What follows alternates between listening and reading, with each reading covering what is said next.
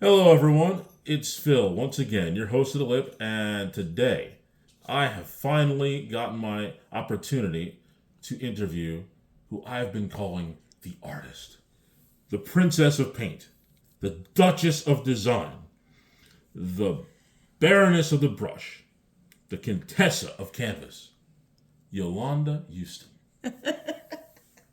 Oh my gosh. I'm like blushing.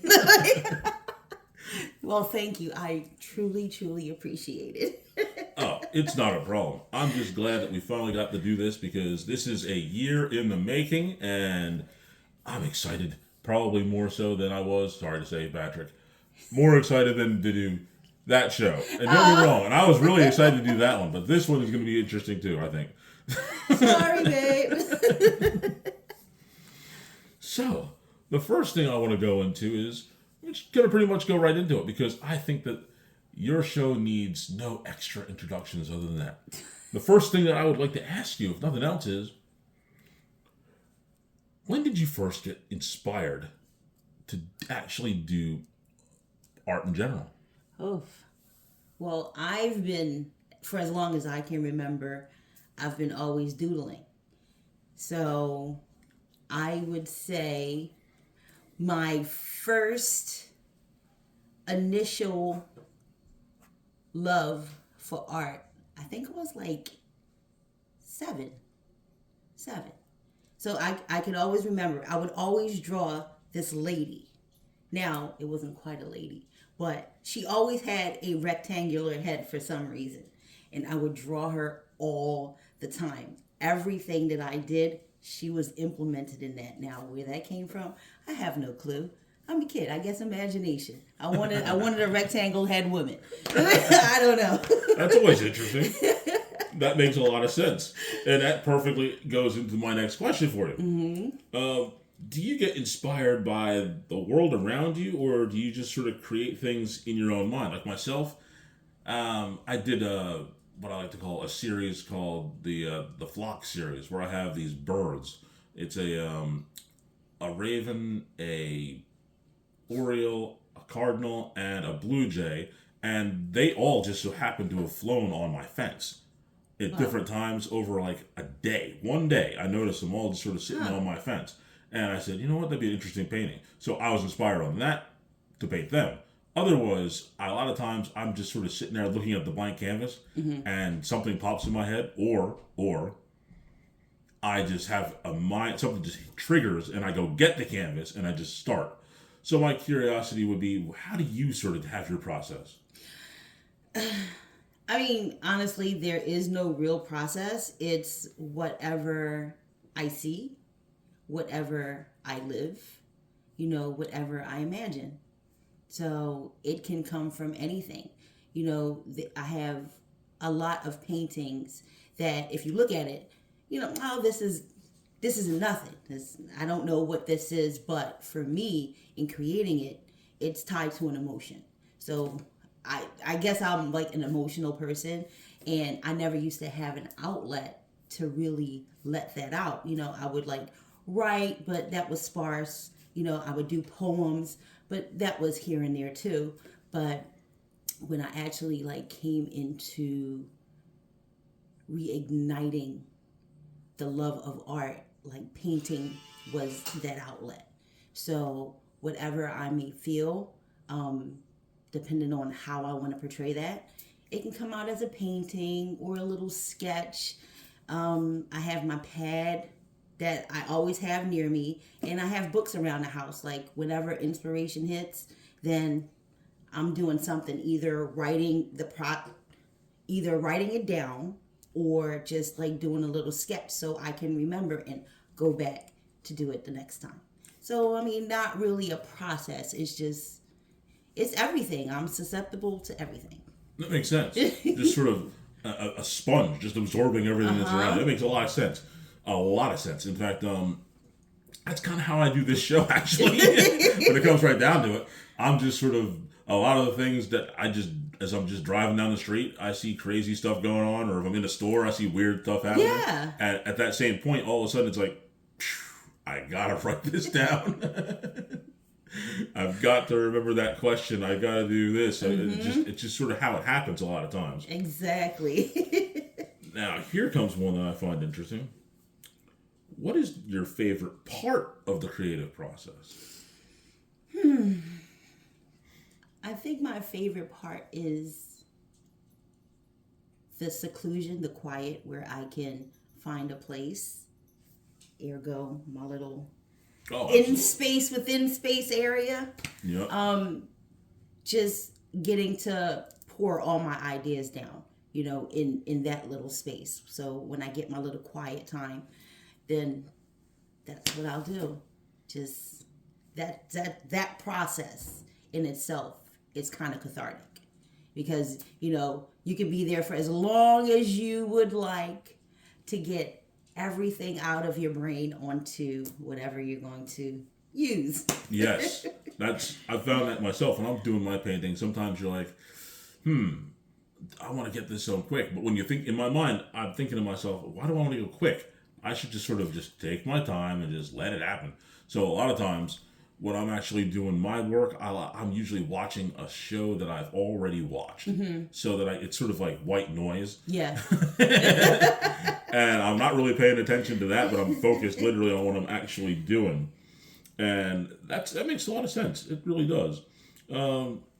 Here's a fun one. All right. And I think that it's going to kind of go towards some questions that we're going to have later in the show. Okay. If you could do one art show anywhere in the world, where would it be? Oh, that's a good one. Because people always say France is for art, but then New York is a good scene for art. And like all over this country and all over a lot of different countries, there's Japan, there's plenty of places that have a strong art culture in it. Yep. So where would one spot be that you would actually like to do an art show if you could do it? Oh. Now, not to sound cliche and generic, I would love, my favorite place is the Met. Now, if I can do an art event at the Met, I would love it. I mean, it doesn't have to be it doesn't have to be like Paris or anything like that. I want it at the Met. I don't know why the Met just gets to me so much, but I love that place. That's the spot. That is the spot. So yeah, I'll do it at the Met. Now, I'm not suggesting anything, but I'm suggesting something. Very interesting story several years ago that happened with a guy whose father played baseball at a very low level. Mm-hmm. His dad was okay. He was not in the major leagues. But what this guy did was one of the coolest things I've ever heard of in my entire life. He took his dad's baseball card and he jammed it inside of a counter in the Major League Baseball Hall of Fame in Cooperstown. And some years later, one of the curators found the card. Nice. And he actually found the card. He saw the little thing about it. And what he did was he contacted the guy, and it was a pretty interesting thing. And the best part about what that guy did with that card later, he attached a note to the card, put it back, and said, "Do not remove this card. It is a part." So that guy's father is still actually a part of the Hall of Fame. This is sort of an interesting sidebar. That's question. awesome. If you were to say, I don't know, make a little bit of a sketch somewhere next time you go to the Met, sort of tuck it somewhere, even if you haven't gotten to that level yet where you've gotten really, really big, which eventually you will, I imagine. Imagine some curator walking down and all of a sudden it's like, what's this? Oh my goodness, it's a sketch. You're in the Met. I love that. Maybe that guy would consider the same thing. I think that'd be an interesting thing to consider. Okay, well, if I don't get arrested, then... That's another thing. I like that idea. Because the guy who did it, he was very, very sort of Mission Impossible, like when he sucked the card in there. So he didn't want anybody to see him. Okay. So I got to work on my hand skills. My sleight of hand. Yep. But he got it in there. And the fact that he did, in fact, get the card inside the Hall of Fame and that they got it to the point where that card is forever going to be in the Hall of Fame. I thought to myself, That would be an interesting side question to ask if you got to one of those places, wherever it was you wanted to have your thing. If you could stick something in there so it would be hidden. And I think to myself, that'd be interesting. I really would. I'll send you a text if it's done. Yes. I would definitely want to know that. Speaking of the Met, I imagine since you say that's your favorite place, here comes a question. Mm-hmm. What is your favorite piece of art that you've ever seen? And is it actually at the Met or is it somewhere else? No, it's actually not. Okay, so I'm going to go back to the beginning just a little bit. When I started, my biggest influence, he was a YouTube guy, John Beckley. He did like graffiti works. Okay. I used him kind of like as my teacher because I was so afraid of color. Just so afraid of color. So he helped me to like not be so afraid. Just be brave, try colors. It doesn't matter.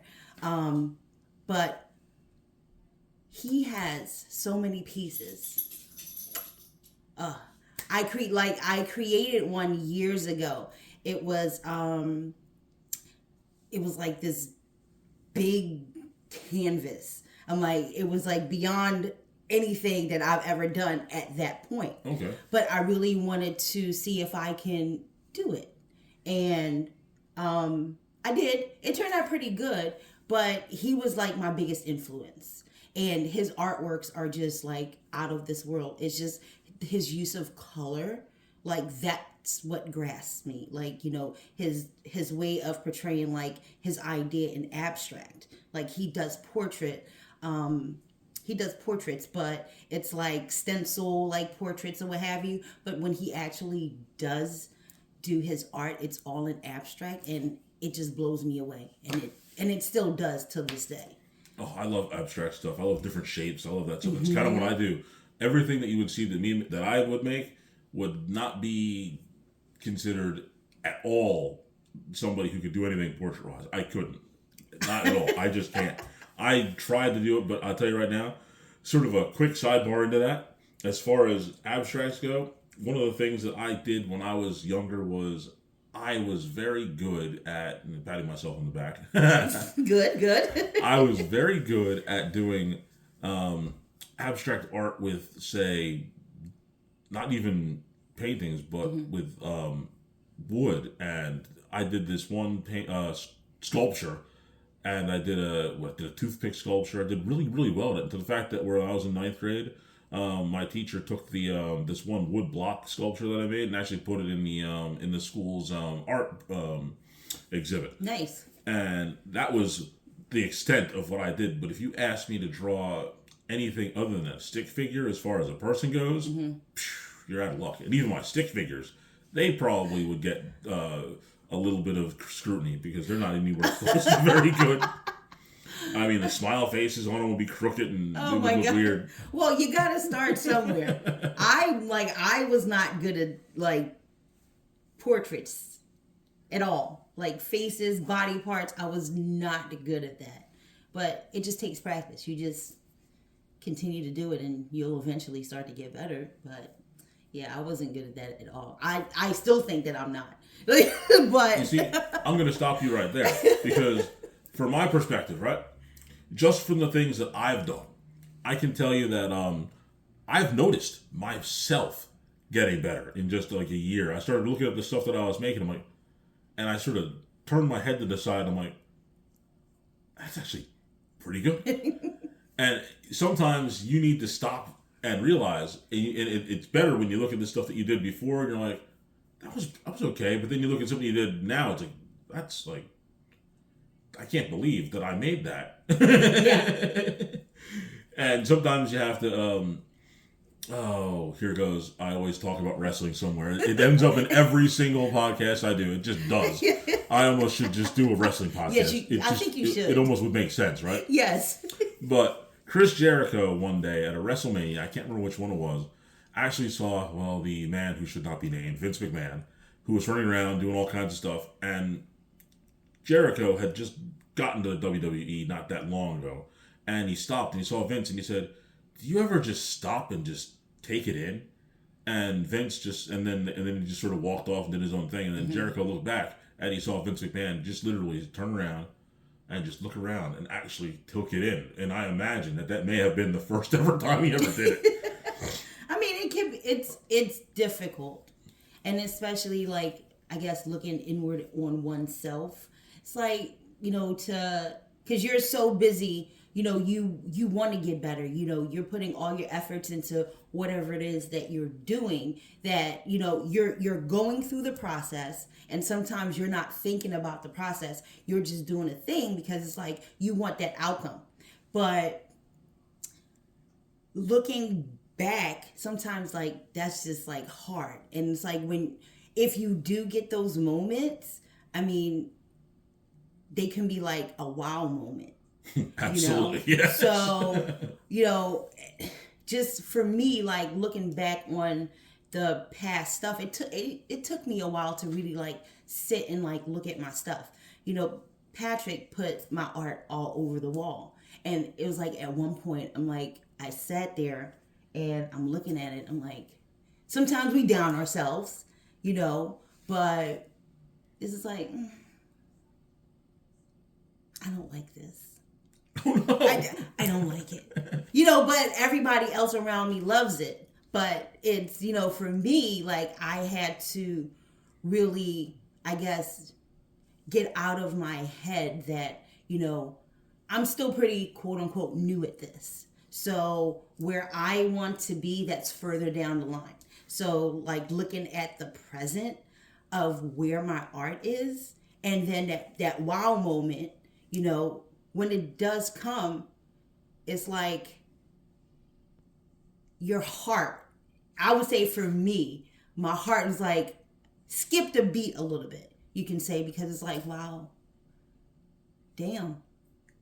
I did that. I can't believe I did that. Yep. I really can't. And then that's it. You go back like, okay, let me try to do it again. And that's always the hard part when you think to yourself. It's like, especially when you get something that you personally think is like, wow, I can't believe I did it. Now it's like, again, top that. Yeah, it's exactly. Like, it's like, we got to figure, I mean, like Michelangelo, his very first piece when he was making it, he probably was like, oh, I can't believe it. I just want to try this and see what it looks like. The next thing you know, I mean, masterpiece. Exactly. There's no price that you can put on anything he's made. No. And it's one of those little things where like you just have to sort of, like you said, you keep doing it, you keep getting better, and then you realize at one point it's like, I'm not too bad at this. Yeah.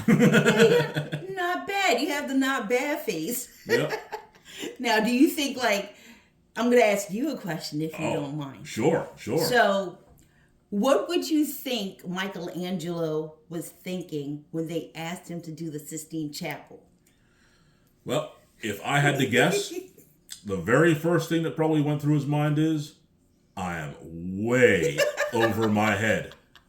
I would think so, I would too. be like, the first thing I would be like, I'd be looking around and be like, I would be lost for probably a week. The person who asked me probably would never even know where I was at. Exactly. Because I'd be like, I'm going to do it for you, but gone. Yeah. Thinking to myself, okay, am I really going to do this? They're asking me to do something that is like, I can't even describe what they're asking me to do. But they think that I'm good enough to do that? Okay. The pressure is on. Yeah. I mean, I would think that it would take at least a minimum of a week before he even came up to the person who asked him and say, I'll do it. And I wouldn't even say I'll do it. I'd say I'll try it. Yeah. That's the only way I would go with it. I couldn't say I'll do it. I'd say I'll try. And if it doesn't quite look right, we could get rid of it real quick and you get somebody else. Exactly. Just make sure all the doors are closed. Make sure everything is dark, so that like when I'm ready to look at it and have you look at it, and we'd be like, okay, it's all right. Okay, good. I'll keep going. But honestly, I would love to like get like a up close look, because like even like the best artists, just to see if they have little mistakes that no one would ever know. Yep. That would be cool. Just Because like truthfully, that's the best part about art. Because realistically, no matter who it is who's looking at it, I can look at anybody's work and I see it completely flawless. But the artists themselves will probably bring out a list of things that they feel that they did wrong. Exactly. That would probably be thicker than like the Gutenberg Bible. Yes. Where everybody else is like, it's perfect. And I'm like, no, but personally, that's the one thing that I love about my art, because my art is based on its flaws. And that's always the anticipation of what I do. In fact, I did one that I called, I think it was the Black Drop or the Black Spot. I can't think of the name off the top of my head. It's terrible. Can't remember the name of my own art. That's okay. But the reason why I named it that was because I was going to paint the borders black. Okay. And I had the tube of paint in my hand, and I did the unthinkable sin. I'm waving around the paint over the painting. And needless to say, a big blob of paint landed right in the middle of this spot that I wanted to be perfectly clean. Yeah. And then I was like, for about 3 or 4 seconds, I was completely horrified. And I said to myself, okay, what did I do every other time that I thought I made a mistake with something? I said, I intended it.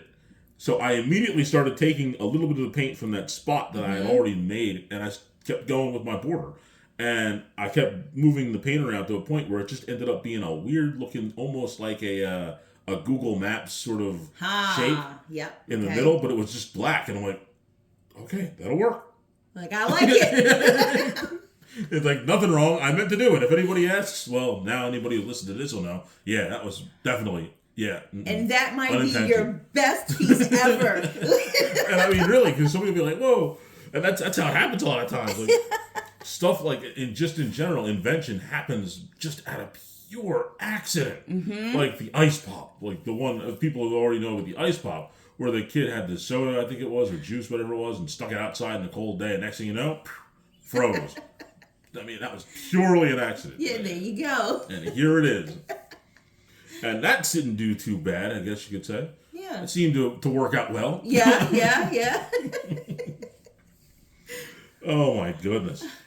Here comes another one. Speaking of favorite pieces, I'm going to give you the ultimate challenge, essentially. Uh-oh.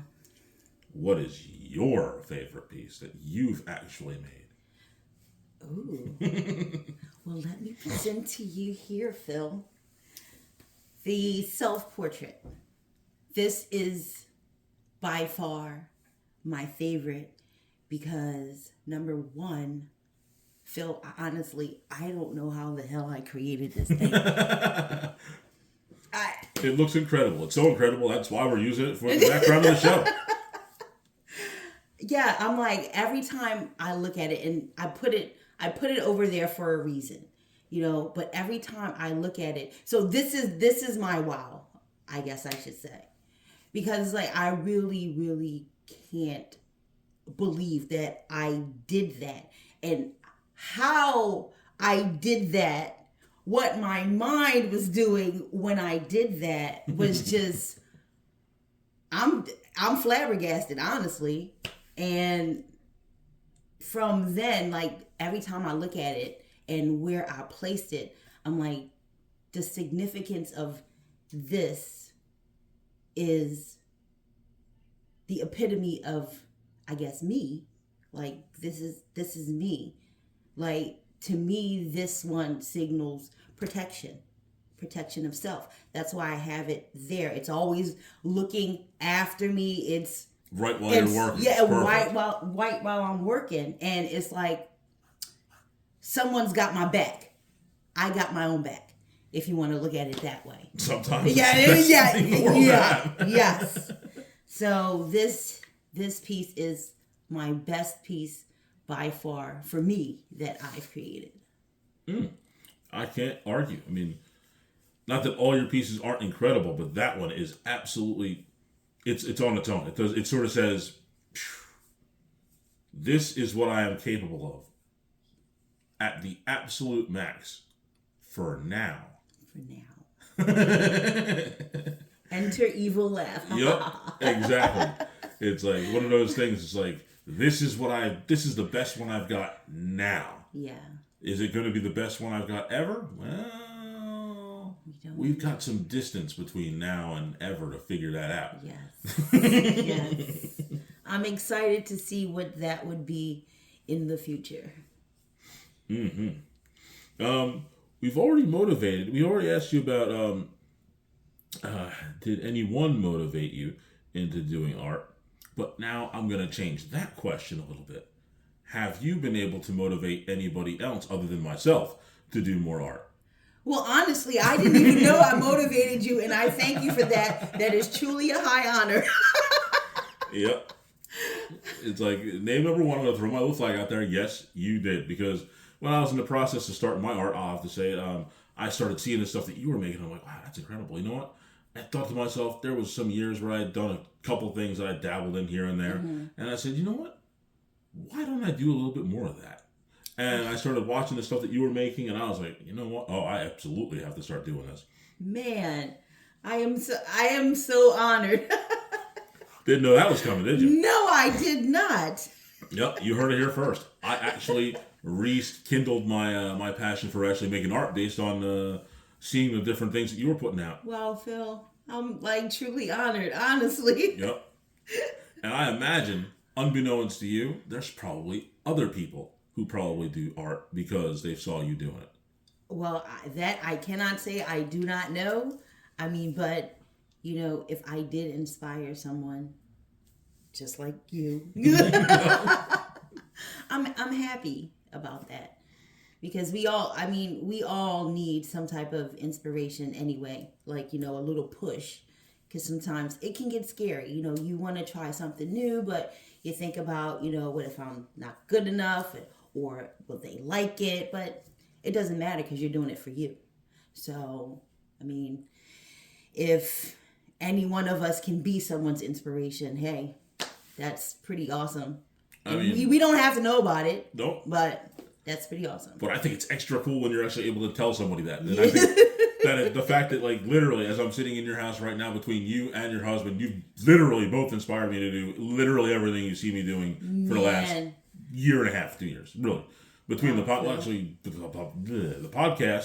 is going on 4 years, and then the art, I've been doing that. Like I said, it's probably been, first set was 2023. So, yeah, between that and now, between you showing me the art stuff that you were doing, and then the simple fact that Patrick did that podcast, which he should probably try to get back to, but I know he's got a lot of stuff going on. Yeah, I agree. Just throwing that out there.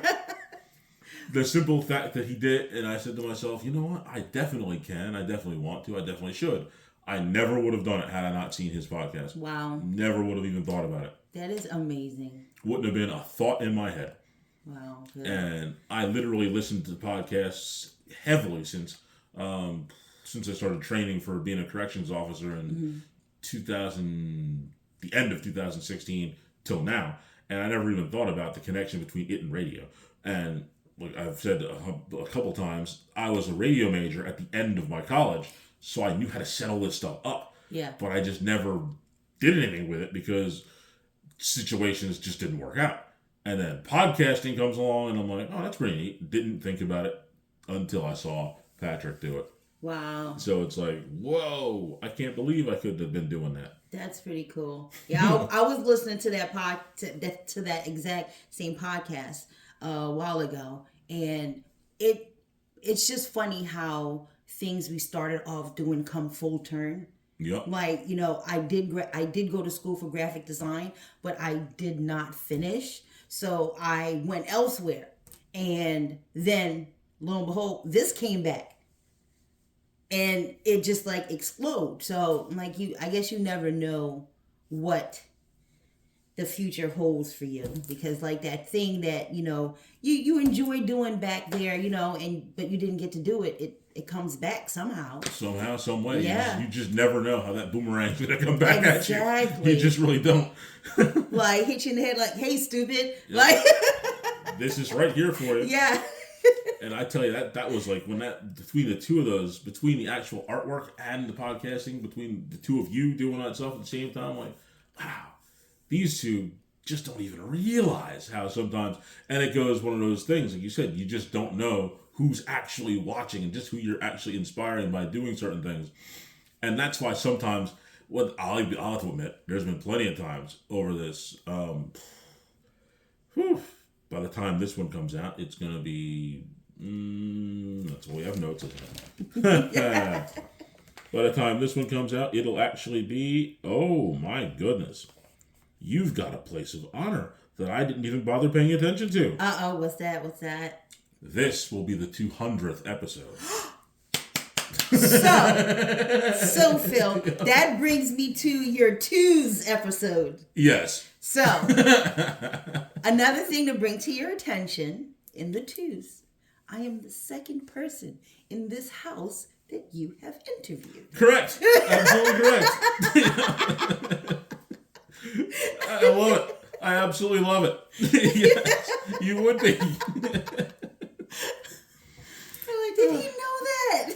I didn't think about it because all that stuff that was popping in my mind with these twos, it just sort of like randomly hit me. Mm-hmm. And a couple of them where I was actually doing the show, it popped in my mind. Like, oh, that's also a two. It's like, I guess that's your angel number. Yeah, I'm thinking it might be because like it's funny when you think about all that stuff. It is, and it's like, wow, it's incredible. Like my favorite, like I've said it before, like little things like that are just like, that's what makes me go into my show mode, because it's like, the day itself sometimes just makes the show. But that's funny. You're right. You would be the second person in this house that I've done a show with. There you go. And of course, it's going to be the 200th episode. See? Yes. Which is yes. Which, when I think to myself, 200 wasn't even in my mind. Really? Mm-mm. And I'm glad. Even, oh my goodness, I'm even happier that you see, I have to go and tell everybody this. It's like, before we started, I was telling Miss Yolanda here how I was going crazy the fact that I didn't do this episode almost a year ago when I had the note set up. But it turns out that it worked out so much better that I couldn't even have foreseen the fact that it was going to actually be the 200th episode, which is, I was making that out to be a huge deal. And it is even a bigger deal now. The stars have aligned. Yes, that could not have happened any better. It's like, boy, like I said, that just jumped right out. Once you said that, it's like, woof. I couldn't have asked for better than that. That's like, as they say, the gift horse is literally right there. It's like, here it is. The person is handing it to me. Just take it. They say low-hanging fruit. No, this fruit is literally not at eye level. It's at hand level. Exactly. I just have to pull my hand up, and there it is, right there. Got it. Like, whew, I could not possibly imagine that. Oh my goodness. Let's see what we got here. That was 7. Did I do 6 already? I did 6. No, where are we at? Yep, did 6, 7, 8. Now we're going to get into a few more interesting things. Okay. Because let me see if I got this one right. Yes. If you could create an art piece specifically for any person or group, what would it be and who would it be? Oh, I've never thought of that question. That is a good question. Yep. For context, I wanted to make an actual red and gold, what I like to call spread piece for the 49ers and sort of ship it to them after they won Super Bowl 58. Of course, that did not work. That fell apart with 3 seconds left in overtime. And I had that piece in my mind. It was ready to go. Oh. And that would have been the one for me, without a doubt. Damn. Had it made it was pretty much, I already got the brush strokes going. That would have been the one. Oh, man, Phil. That would have been the one.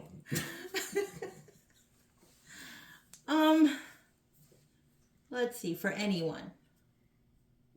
You know what? If Pablo Picasso was still alive and he asked me to do a painting for him, I would do a painting for him. That'd be a good person, absolutely. In his style, but from me, it has to be you know, my experience, you know, my image from in my head, whatever. But yeah, I would paint it for him. That's a Really pretty good big one. Put on his wall so he can look at every time he passes. That's a good idea. And he says that's pretty good. I like that. Yep. There's nothing wrong with that. Nothing wrong with that at all. That's perfect. I mean, I've made a couple of paintings that I gave away. I gave one to Pastor Jay, the pastor of Community Baptist Church in Manchester, during his anniversary. And unfortunately, I wish I hadn't had the inspiration to make this one because of the situation. My aunt passed in December, just before Christmas, and I made an entire series based on her. Wow. Essentially, I call it the color series. Mm-hmm. And her favorite color and sort of the family color of her family was green. So what I did was I just took a whole bunch of different color greens and I just sort of created a different sort of abstract looking shapes, but all in green. Nice. And then I started doing the other ones in all separate colors. I did one brown, red, orange, blue, and they were all just that one color. But that green one I gave to my uncle. So when I go to send and sell these other pieces, just know there's one in that series you will not be able to get. I think I talked to you about that when I was doing your husband's interview. Yep. I was telling him that there were certain pieces that I think would be interesting because you just never know how time might progress after we're gone. These things that we make right now could be just as valuable as Picasso or Michelangelo. It could be just that valuable, and people will be looking for them. Yes. And at this point in time, I've now separated one of my series. It's just one is gone. Nice. It is out of the way. Nobody's going to get it. It's in a secret spot. And the other 4 are available, but not that one. Yeah, that's in the vault. Yep, that one. That's the one that's going to take that billionaire that's going to have to figure out how to find it. Yeah, and I love hopefully, they said a grand nephew or cousin somewhere will have it and be like, you know what? I think it's time. Like, if you look here, I have the Henderson series. Here it is. Take it. This is the one. Just the one. That's it. It's going on auction. First bid, I don't know. It's going to have at least 6 figures. Yes. That's only fair. Yep. And I thought that was an interesting spot there. So that's a good place. I like that idea. A big one. And say, here you go. Because you figure if he commissioned it and you get it and it works just the way he wants, he'll look at it and be like, perfect. Yes. That is good. I like that. I definitely like that. Oh, man. I'm glad I had that one. That was a good one, I think. That was a good question. Every once in a while you have to do it, right? Now, here comes one of my favorite ones. I want to talk about some of the stuff. This isn't really a question, really, but it's, well, kind of is, actually. I'll go here before I go there. This is one that I find really interesting because we have a very similar situation occur during the year. Mine a little different than yours, but it definitely impedes with artwork for certain. I tore my bicep and had to have that repaired. And I know you had an injury yourself. Yes. And that was affecting, it was your arm, it was hurt.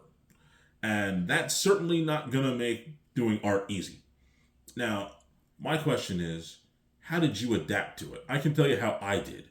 Fortunately, even as we're doing this interview, you're watching me as I have my pen in my hand, scratching my notes. I'm ambidextrous. Mm-hmm. So typically, I would be doing most of my painting with my right hand. However, I am also capable of doing it with my left. And that's pretty much what I'm doing right here now. I wasn't even conscious of it until I realized I knew I was going to ask this question, but I didn't even think about it. I was actually doing all this with my left hand. Nice. That's the beauty of ambidexterity. Sometimes you just sort of just do it with one hand or the other. You don't even know which one it's going to be. But what I did was to adapt is I created a whole Southpaw series where I did nothing but paint with my left hand for like 3 or 4 paintings. I just painted them with my left hand. That's how I adapted. Now, my question to you is, how did you adapt to that? Okay. So I'm going to tell you something embarrassing before I even answer that question. Oh, no. So, okay. Like, I used to teach myself to be ambidextrous just in case something happened where I could not use my dominant hand. That's Batman thinking. So I used to sit there and just do all types of things. If it's like a stroke, a letter, a draw, a shape, whatever it was, I would teach myself to write with either one of those hands. And I even tried with my toes. I'm sorry. Whatever. That's the special thing. Because, you see, if I was that bold, I would create an entire series. And it would be like, I don't know, it would be a limited series. Maybe 3, 4, maybe 5 paintings, and it would be all with toes. Yeah. Because I've said this before, and I'll say it again. On that note, not to interrupt the whole story, it's fine. But when I was in photography class, another artist type thing, I can't say I did very good. I'm not going to lie. I actually only got a D in the class, but hey, that's what happens when you do the stupidest thing when you're in college. And those are the two things. Well, these are the things that you shouldn't do in college. I'm taking a little bit more time than I should, but in order to explain the things that you shouldn't do in college is you shouldn't take night classes. You shouldn't take classes on Saturdays. And you should try to not space your classes out too much. And of course, I did all of that wrong at that particular time. I had no classes on Friday. I had Saturday classes that were at night. Oh my God. So that's what my photography class was. And the lab for that class was at night on a Monday. So I had like a 4 or 5 hour gap between that and the photography class. It was just miserable. Man. And in that class, though, he told us something interesting. He told us that there was a guy who was able to get a grant for taking pictures of toilets. He would put paint in the toilet and he'd flush the toilet and he would take a picture of it. And he got a grant for $100,000 and change to take pictures of toilets flushing in South America. Because the toilets flush in the other direction. Yes. So you can't be thinking that whatever you're doing is strange, because if they're going to pay somebody that kind of money to take a trip of that distance to do something as crazy as that, you can't be embarrassed about anything. No, that is true. Like, quick segue. That reminds me, like, the first time I ever went to the Art Museum of Philadelphia, it was a school trip. And, walking around this exhibition, what have you, nice paintings. But I looked to my left and I saw a chair on the ground. I was always an overthinker. It's like, why would anyone leave a broken chair on the ground? Why couldn't they just pick it up? Someone can trip. Like, this is unsafe. So, oh no, I can see where this is going already. Okay. So, sir, how are you? So I'm walking around. I'm like, okay, I'm actively looking to see if I see someone to report that there is a chair on the floor, and can they remove it just in case someone trips. Okay. So I'm still in this area, but I'm like, I'm asking everyone else, like, do you see this chair? Like, why is it here? Because by this time, it's like, I'm perturbed. Like, this chair is annoying me for some reason. So I went up closer to the chair just to see. I don't know. What made it broke. So I'm looking, and my face is like really close to the chair, looking like, okay. So I look up, and there's a plaque. And guess what the name was, Phil? Oh, Lord. What was the name? It was called Broken Chair. Broken Chair. It was an actual art piece. There you go. I was so upset. That's a perfect example of anything in the art. Anything at all. So yeah, that guy or lady or whomever is in the art exhibit. Yep. Talk about strange pieces of art. That was strange to me at that time. In the art exhibit. Yep. In the Philadelphia Art Museum. Yeah, in the art museum, right? One of the biggest ones in the country. There, just right there. Yes. And it's as amazing as it gets. You can't ask for better than to be in that place at that time. Exactly. So he got paid for backward toileting, and this person gets paid for Broken chair. I mean, the thing that makes me laugh about that is, I've got broken chairs. Why can't I? Exactly. I can break one right now. I can run downstairs, go to like the little, either the gift shop or the food place, and just like break a chair. Like, here. Yep. I got plenty of paint. Toilet's right here. Here we go. Click, click. Still have my camera. Got the film, actual film. Yes, people you might not understand there was this thing actually called film that you put in cameras at one time. But I'm not going to downplay that artist. No, but it was genius. just wow. Because my whole thing is, if somebody's smart enough to think of it, Yeah. that's you can't ask for better than that. Because I didn't think of it. Exactly. Exactly. And that's how you have to look at art in general. It's like you go, wow, that was okay. That was brilliant. You thought of that. Nobody else actually even thought of it. Exactly. Couldn't have asked for that. They never would have considered it. Now, I've got some more fun stuff. Okay. Because I know that this is not your main job, which is what makes it interesting. Very true. It's not.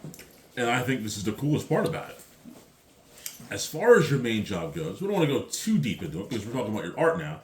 But with your main job, does it bring you a level of, I guess the word would be fulfillment as the art does, or do they sort of balance each other? Sorry about that. Oh, that's okay. We love live stuff. It's That's my what you mother. See, my Of course. Yeah. Sure. safe.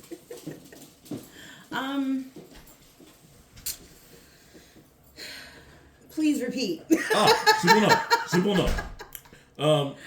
Does your I guess you could say your day job bring you a little bit of fulfillment as much or as little as you do with your art, or do they sort of like I guess you could say intertwine itself?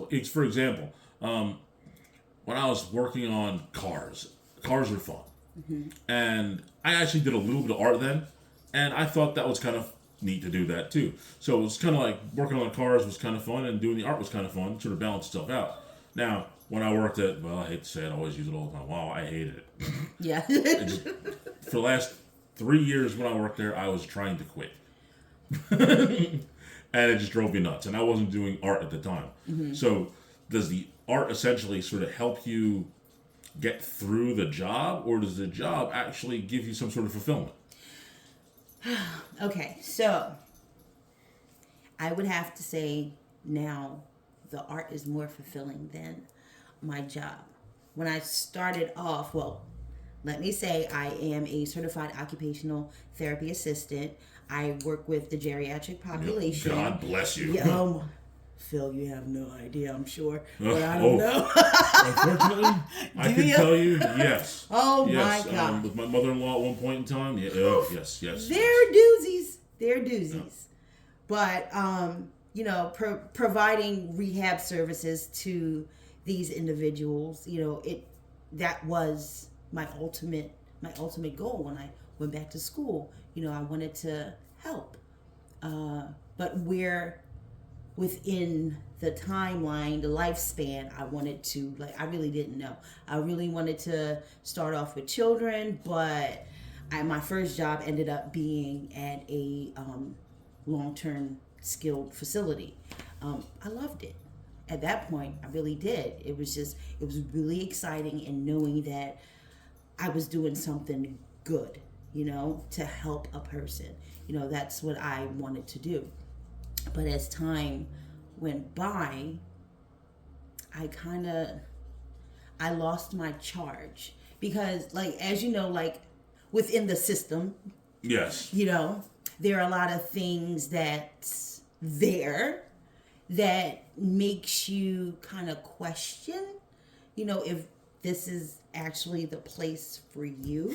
I definitely know that. 100%. So that's kind of where I'm at. But now that I have found art again, and it's just right now everything is just exploding and pouring out. I want to do more of it, you know, and this helps me in my mental faculties and my emotional faculties. Like this helps me to cope with the everyday things that I have to do outside of art. So yeah, this is it. This is what I want to do in the future. That makes sense. And on that note, there were certain things that I know that you did, I believe it was a year ago, speaking of jobs with art. A mutual friend of ours had a birthday party, and you were the host of a paint and sip. Yes, I was. That was like my second time doing a paint and sip event. The first time I did it, I think it was like for Cinco de Mayo. That's a good day. It is. I'll tell you right now, as God is my witness, that is my favorite day of the year. And the reason is, it's my birthday. Oh, really? Now that I know that. Yeah. And I messed up. I broke up the question. I'm sorry. But I wanted to go into that a little bit more. But now I have to just say it because I always try to do this because I was so embarrassed.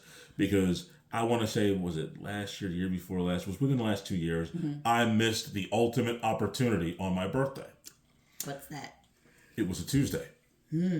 What is greater than Taco Tuesday on Cinco de Mayo? Nothing. You have a point. And I missed it. I didn't eat a taco on my birthday when it was Taco Tuesday. I totally dropped the ball, and I think about it all the time. It drives me nuts. I can't believe I did that. I just messed up so bad.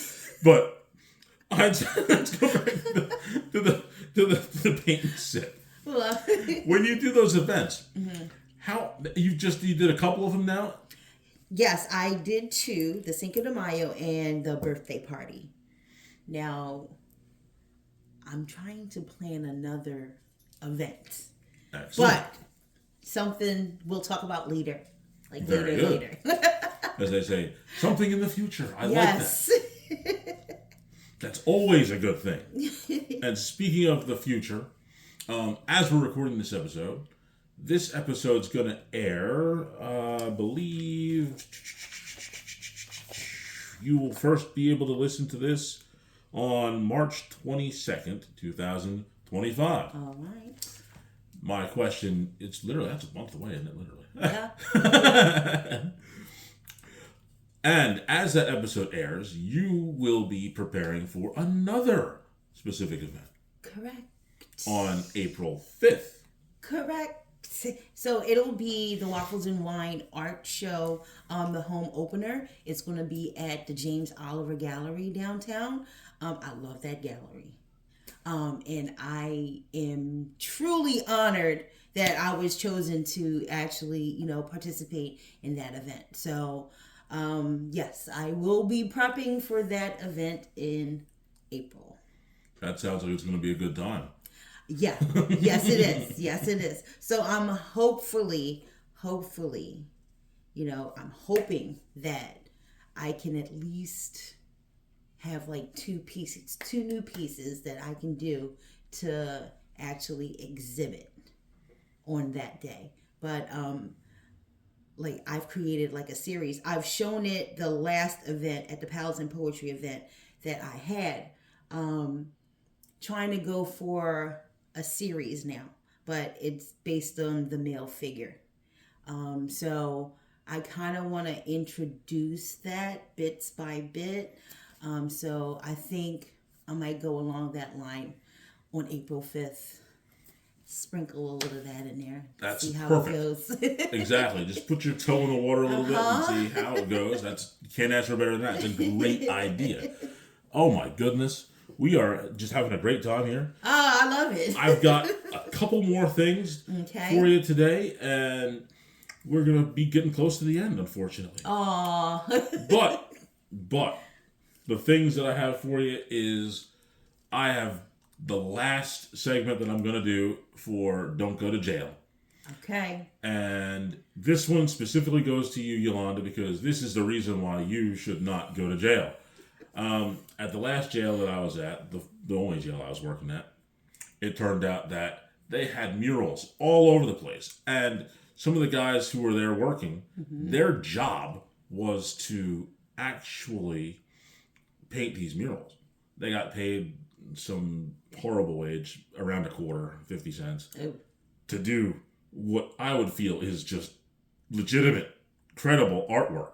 Wow. And it was all over the jail, during the regular hallways, in the blocks. It was everywhere. And this is why, Miss Yolanda, you would not want to go to jail.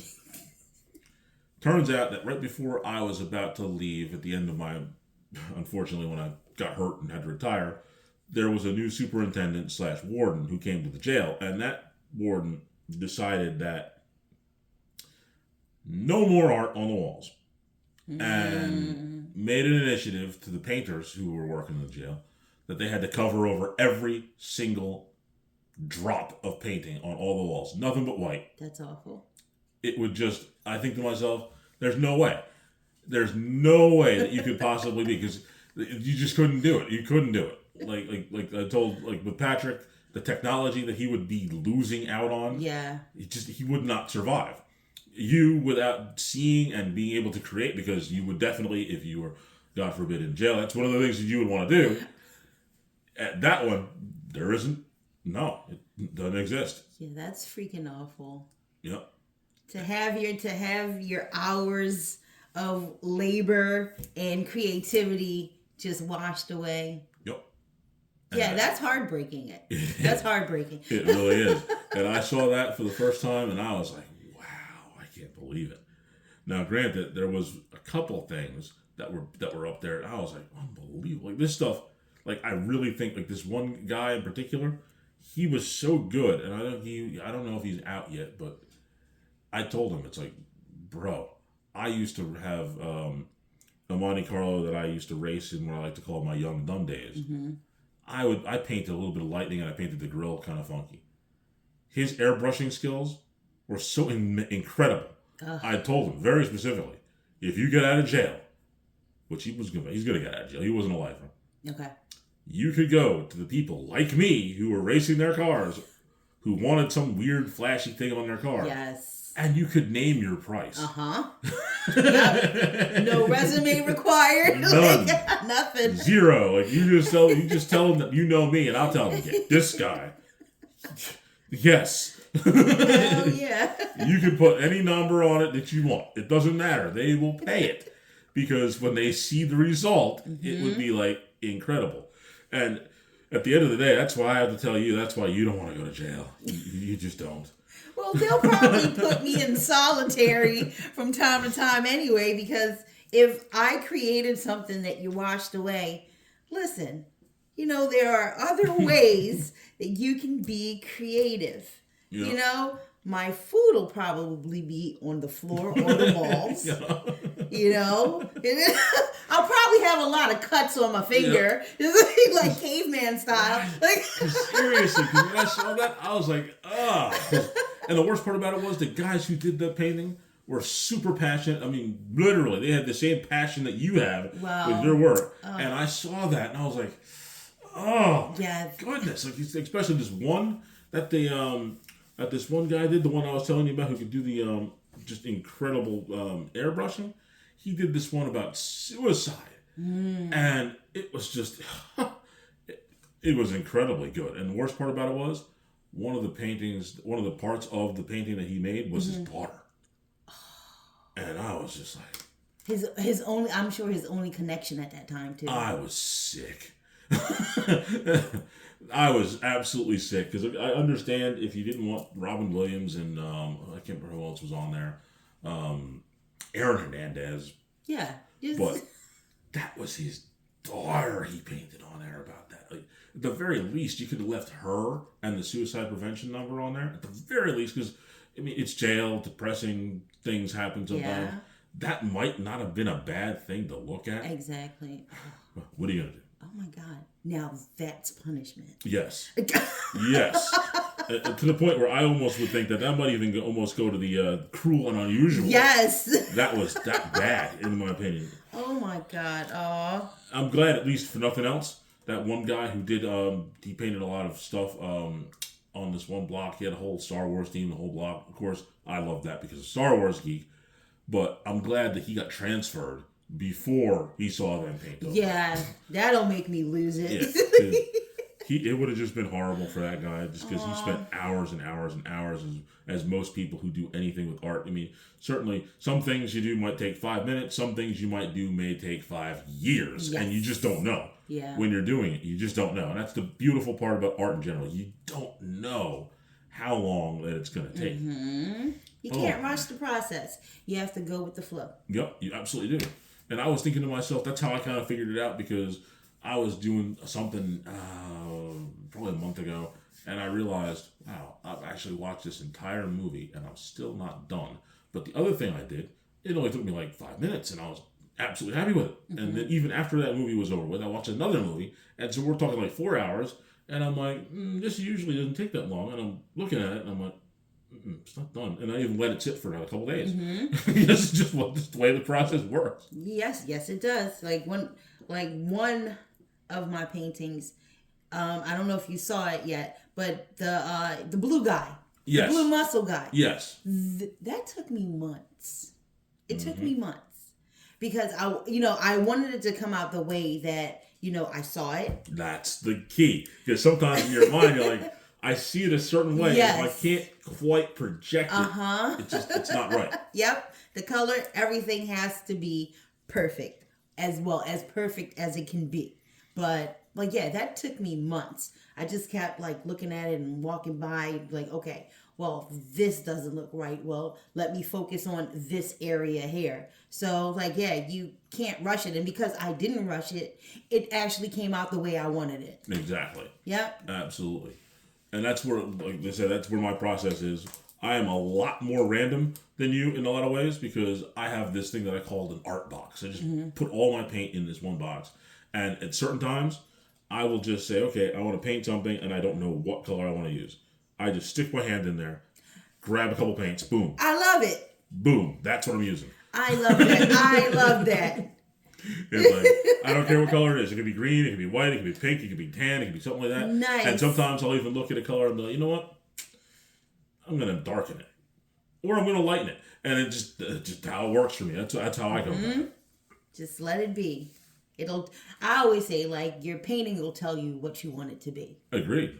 So just go with the process. Go with the flow. Absolutely. Now, this is the end part of the show. And the sad but bittersweet but exciting, because this is a great show. I think that this show packed in so much stuff. Like we said before, I was trying to get this thing done over a year ago, and I think literally each and every single second between then and right now was required in order to put this show together. And if there was even 1 second of that time missing, it would not have come out like it has. Yeah. So the first thing I'm going to say is, where can everybody find you? You can find me on Instagram at hashtag #callme_Siscaso. That's SISCASO. That is my main art page. I also started a merch page, and you can find me at sis_gear. So you'll find all my little merch ideas and things that I've done there also. I also have a page on Facebook. Still, call me Siscaso. You can find me there. That's about it.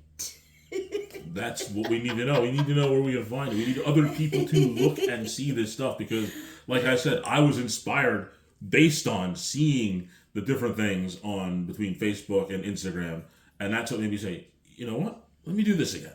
So that's exactly what people need to do, because I've seen some of those videos that you did where you were actually physically painting. That was the stuff that came up my mind. In fact, I even did one of those. Based on, yes. I think I was making one that I call Soul Window, which is one of the weird ones that I did, that it's actually just hanging in my room. And the one that I look at it every single day, and I think to myself, it didn't come out the way I thought it would, but it came out better than I thought it would. Yes. Like, yes. It was crazy because my idea, here I go, I know I'm at the end, but I have to just go into this because this is kind of funny.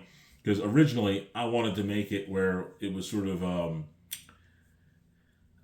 geometrical, but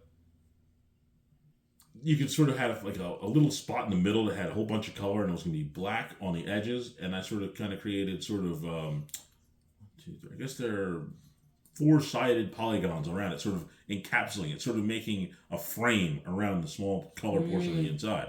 And then I went inside smaller with gray and I had black on the outside. And then I thought to myself, that'd be interesting if it sort of had a look to it where it kind of almost had a feeling of where it was sort of 3D-ish. Oh, nice. And yes. I looked at it and I realized, oh man, I messed up. I did too far on one side, so it was skinnier on one side than the other. Mm-hmm. And then I put it on the wall and I backed up and I realized that was it. Uh-huh. If I didn't mess up, it wouldn't have that look to it where it was sort of like where you have to reach out to kind of get yourself in the middle. And I think that was, I thought that was funny how that worked. But boy. I have one of those as well. And you look at it, and I think to myself, like, I got to where I wanted to get to, but I didn't get there the way that I thought I was. And I was like, this actually works. Like, this did what I wanted it to do. See? I think that's fun when it happens like that. Yes. It really is. Yes, it is. It's like, but of course, for everybody, you know that you can find me on Instagram at Philip Henderson 5102. I always love to tell everybody this. Join us. Join the Facebook group, the Lit Facebook group. There's always room for one more. And of course, if you listen to the episode that came out on the 22nd about twos, I said there's room for 2 more. But only that day. Just kidding. Yes, there is. But on that note, it's time for the words of wisdom. Now, this is the best part about doing a conversation with somebody / interview, because I always do the words of wisdom except for when it's with somebody that I'm doing an interview with. So I would give you the opportunity to say your words of wisdom. Keep at it. No matter the doubts, no matter what others think, keep at it. It's like for you, you're an artist as well. Sometimes, we may look at our work and not think, and I know especially for me, but, sometimes we may look at our work and think it's not good enough, but it really is. And worrying about what others on the outside may think of your work, that does not matter at all. What matters is that you love what you do. You love what you made. So your art is for you. You're just choosing to share your talent with the world. Perfect. I think that's going to be the bow that we need to wrap this show up. We're going to stick the fork in it. And everyone, I'm going to tell you, April 5th. April 5th is it. Now, Phil, before we end, oh my God, I've been thinking about this for a long time since your first show with Patrick. Ah, okay. So, I've always wanted to do this. Now, I may not have the voice, but I hope you get it. Okay. I've been Yolanda, and I just made the lip. Perfect. That's it. I'm done. Thank you.